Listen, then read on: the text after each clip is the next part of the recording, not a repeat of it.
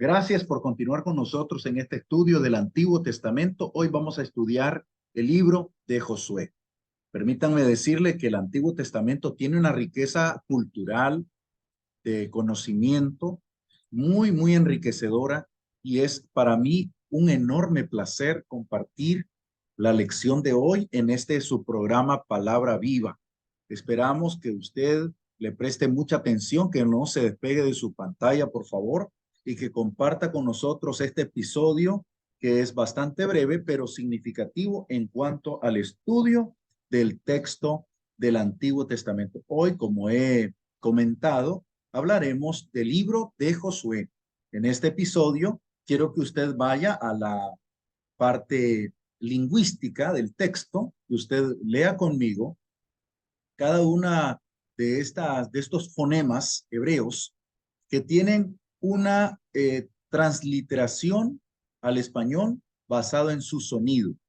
¿A qué nos referimos con la parte gráfica? Esta parte gráfica que usted ve aquí es la morfología, es la estructura lingüística del idioma hebreo. Naturalmente, en el idioma hebreo original solamente se podían apreciar las letras completas como acá las podemos ver, las letras completas de su lexicología. Pero después de la invención de unos desarrolladores lingüísticos conocidos como los masoretas le han dado al idioma hebreo, le han dado una morfología, una estructura vocálica que usted la puede ver aquí. Estos puntos que usted ve aquí son prácticamente las vocales hebreas, dándole de alguna forma a cada una de ellas un valor lingüístico. Hablándolo en el buen español, para entenderlo más claramente, el idioma hebreo por lo general era muy glotal, es decir, que solamente se podía pronunciar de forma um, consonántica. Por ejemplo, las expresiones como Yahweh, el nombre del Señor, el nombre de Dios Todopoderoso, ellos no pronunciaban usualmente esa expresión porque era tan sagrada que no se podía pronunciar. Algunos especialistas han dicho que al usar este tipo de expresiones de esta palabra tan santa, podía haber un cataclismo, podía haber un terremoto porque era algo sagrado. En este caso, cuando hablamos de la morfología del texto hebreo, lo que podemos señalar aquí es que la pronunciación de esta palabra, por ejemplo, que aquí usted la puede ver ya en su estructura fonética, en este caso tenemos Yehoshua, Yehoshua. Eh, Algunos han asociado esta expresión con la expresión Yahshua, Yahshua, que significa Jesús. En este caso, Yahshua se traduce del hebreo por Yahvé o Yahweh es salvación. Yahweh es salvación. Eso significa el libro de Josué. Por eso hoy estamos estudiando el libro de Josué. Esto es precioso cuando vamos al texto hebreo y vamos a descifrar ciertas terminologías. Como no es una lección de texto hebreo, solamente es una referencia, me interesa muchísimo que usted se enfoque a la llegada de Josué hasta la tierra de Canaán, tierra prometida. Cuando Josué fue juntamente llamado con aquellos 11 caballeros, 11 jóvenes de los príncipes de Israel, fueron llamados a investigar y a explorar la tierra un total de 12 muchachos, entre ellos Samúa, Zafat, Caleb, Igal, Josué, Palti, Gadiel, Gadi, Amiel, Setur, Nabi y Jeuel. En este caso, estos 12 hombres, cuando llegaron a explorar la tierra, estos 12 muchachos no estaban conscientes, al menos no todos, de la implicación de lo que esto llevaría para el futuro de Israel. En este caso, Moisés había enviado a 12 hombres a explorar la tierra para ver cómo entrar a la tierra y cómo vencer. En este caso, estos 12 caballeros, estos 12 jóvenes, regresan a la tierra donde están acampando el pueblo de Israel, allá en la península de Sinaí, Y es ahí donde se les comunica que en la tierra de Canaán hay una tierra donde fluye leche y miel. Esta expresión de que fluye leche y miel es una expresión muy conocida en la época, dado que a Canaán se le identifica como una nación muy amplia, muy próspera y sobre todo que dentro de su infraestructura, dentro de su geografía, contaba con una cantidad enorme de fauna silvestre. Contenía también una flora muy considerable. A pesar de que era una tierra bien complicada, una tierra semidesértica, dentro de Canaán había un espacio muy amplio para el desarrollo de la cultura, para el desarrollo de la agricultura y para todo el contexto que abraza a Canaán. Pero lo precioso de Canaán en este caso es que en este viaje que nosotros estamos haciendo, llegamos al corazón de Canaán y en Canaán hay una cantidad enorme de osos de monte, osos de montaña. Y los osos se acercan siempre a la miel, es decir, había también una cantidad grande de ovejas, había una gran cantidad de cabras, había una gran cantidad de carne en sí. Y obviamente la miel es producida por las abejas, por lo tanto también había abejas. Leche provenía de de estos animales del campo y en este caso en las llanuras, en los árboles, colgaban usualmente eh, una, eh, una gran cantidad de, de espacios en los cuales las abejas creaban sus colmenas y en esas colmenas siempre solía haber gran cantidad de miel. Por eso en el Antiguo Testamento hay muchas alusiones a la miel.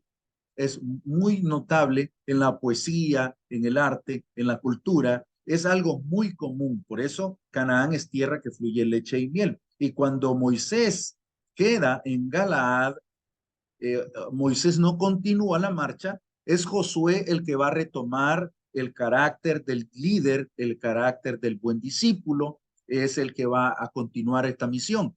Pero recuerde usted que Josué no nació allí, Josué no es un recién conocido. Josué ya tiene una experiencia de batalla. Josué es el líder de Israel en la parte militar, en la parte social. En el escalafón, en el orden geográfico, están ubicados en el desierto y ellos tienen que asumir un reto, un rol de liderazgo para poder llevar a la nación de Israel hasta la tierra prometida. En este caso, Josué, de toda aquella generación, Josué y Caleb, junto a Eleazar, el hijo de Moisés, fueron los que quedaron de esa generación antigua. Por lo tanto, Josué llama al pueblo y le dice que tienen que continuar y que tienen que batallar hasta llegar a la nación de Israel, la nación que Dios le ha prometido a este pueblo. En este caso, la formación del libro de Josué ya nos contextualiza un poco de lo que esto implica y de cómo nosotros en este sentido podemos ver al libro de Josué. En este caso, Josué fue aquel que lideró la batalla de Amalek cuando Moisés estaba en el monte, mientras él levantaba las manos, Ur y Aarón ayudaban a que los brazos de Moisés quedaran siempre firmes, entre tanto la guerra era ganada. En este caso, Josué toma una misión de liderazgo y él asume con toda solicitud hasta llevarlos al río Jordán. ¿Qué podemos encontrar en datos básicos fundamentales del libro de Josué?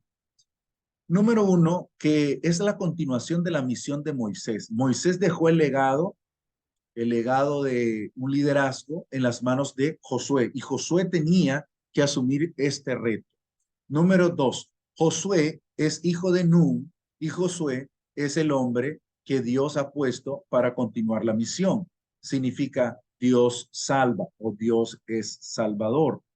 En este caso, este caballero llamado Josué es un hombre lleno del Espíritu. A sus órdenes saldrán y a sus órdenes entrarán en él todos los hijos de Israel. Esto lo dice número 27:15 en la narrativa sacerdotal que aparece en el libro de Números. Cuando nos referimos a la narrativa sacerdotal, esto será parte también de un estudio independiente, es la importancia de entender que el libro desde Génesis hasta Deuteronomio, tiene un perfil de acuerdo a la teoría de pensamiento de la época y obviamente obedece a una caracterización de la historia lingüística del texto del Pentateuco. En este caso, obedece a perfiles ideológicos, perfiles religiosos que influyeron mucho en la narrativa del texto. Luego hablaré ampliamente de esto en un solo estudio, en esta sección de estudio bíblico. ¿Cuáles son las palabras claves que no podemos confundir? Uno, la palabra valentía. De hecho, la palabra valentía es notable de una forma constante cuando se le dice al pueblo que tienen que sonar el cuerno, tienen que sonar las trompetas con el fin de que luego que dieran 7 vueltas por 7 días alrededor de los muros, estos caerían, pero para poder tener la victoria debían ser valientes.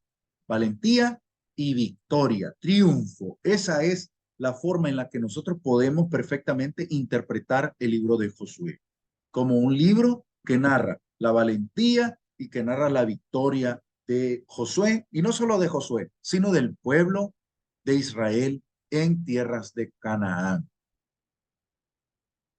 El enfoque literario del libro de Josué básicamente se describe por ser una literatura epopéyica, es decir, que es un texto más o menos narrado en forma de historia, en forma de hechos, en forma de narrativa, donde se van describiendo acontecimientos relevantes en el pueblo de Israel. Algo que estuve compartiendo recientemente fue el capítulo 3 del libro de Josué y me hace pensar en lo poderoso que es el libro de Josué como un texto para poder reforzar la fe y sobre todo crear una disposición de esperanza. Lea usted conmigo, por ejemplo, Josué 3:1 en adelante. Solo son 5 pasajes que quiero leer en este instante y quiero que usted lo tome en cuenta. 3:1. Josué se levantó de mañana, él y todos los hijos de Israel, partieron de Sittim y vinieron hasta el Jordán, y reposaron allí antes de pasarlo. Y después de 3 días, los oficiales recorrieron el campamento y mandaron al pueblo diciendo: cuando veáis el arca del pacto de Jehová vuestro Dios y los levitas sacerdotes que la llevan, vosotros saldréis de vuestro lugar y marcharéis en pos de ella, a fin de que sepan el camino donde deben ir, por cuanto vosotros no habéis pasado antes de ahora por este camino, pero entre vosotros y ella haya distancia como de 2000 codos. No os acerquéis a ella.